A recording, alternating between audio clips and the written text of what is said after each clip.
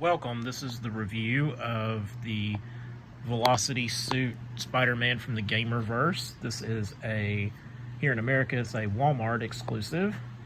So this one may be a little bit harder to come by if you live in certain parts of the world. Even here in America, some people have expressed their distaste of like Walmart exclusives. I didn't have any trouble pre-ordering this guy. Walmart, I think, has a more open window than Target. I think Target is by far the worst offender when it comes to pre-orders, because you basically have to be like stalking the website in order to get a pre-order in, and then usually it's like done within not even I'd say 30 minutes to an hour, it seems like. But I got this one with no problem. This is from the video game. This is one of the alternative skins you can get, I guess. So it has like a mechanical look to it, because this is apparently a tech suit that he invented that kind of gives him more of like the Flash abilities, because it's in the name of the suit or whatever, being the Velocity suit. So, and they actually made a comic book tie-in, so there actually is a comic book counterpart to this suit. As for the figure itself, it is not pinless. You can see it clearly has pins in the arms, it has pins in the legs. So this is the old body format. So immediately you're like, okay, it's an exclusive. It's not pinless. If you're not a if you're not a fan of pins still being in the figures, then you're probably going to pass on this guy. Personally, since I collect all the different like Peter Parker variants, for the Spider-Verse, I wanted this suit because plus it just looks neat. It's a unique looking suit. I like how for like the ab crunch, they had the spider legs running wrong here. I thought that was a really cool, clever idea to kind of help mask this.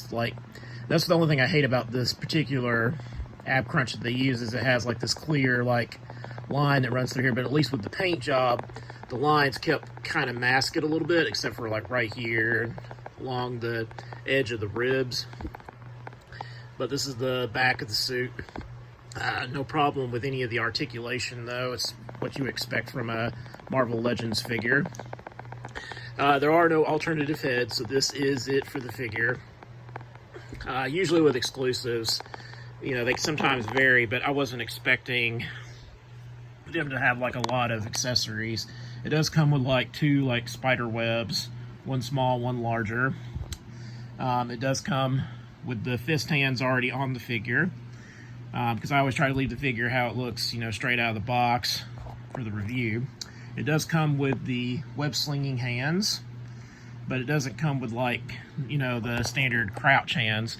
I thought that was kind of odd that they left those out, because those are like the three different poses you want. You want the web slinging, the fist, and then the crouching hands, because you always want your Spider-Man to be crouching. I actually own the tie-in comics that go with this. It was kind of a neat concept. It didn't last very long. It was like a little mini-series, basically. It was neat. The Gamerverse version of Peter Parker is a little bit different than like the mainline 616 universe, but it's still worth the read if you want to go online and read it, But as for the figure itself, I don't mind it. I wanted it because I'm a Spider-Man collector. So if you're like a diehard Spider-Man collector, you're going to try to get this guy. If you're just collecting the Gamerverse ones, you're going to want this one. But of course, some of the holdbacks is the fact that they're still using the old body type for this figure. It is an exclusive, so it will be harder to get. But let me know in the comments if you picked this guy up, if you plan to try to get this guy. Let me know. Remember to hit that bell notification for when my next video drops. Remember to like, share, subscribe if you haven't already. And as always, thank you for watching.